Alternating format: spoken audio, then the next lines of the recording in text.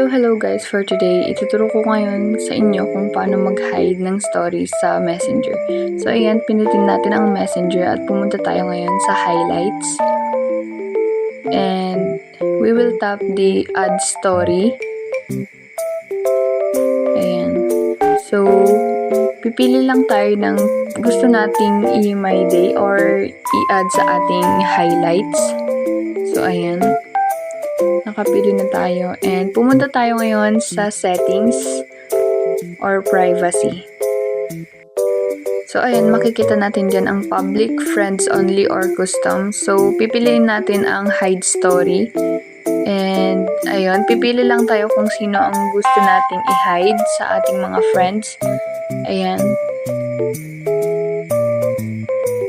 So itap lang natin and apply.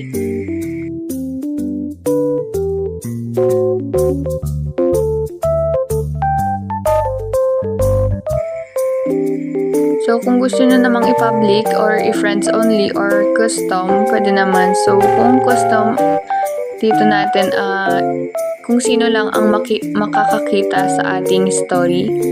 So, ayan. So, may magpa-pop up dito na only one person can see your story. So, okay. And, ayan. So, pagkatapos nun, itap lang natin ang save. And, ayan.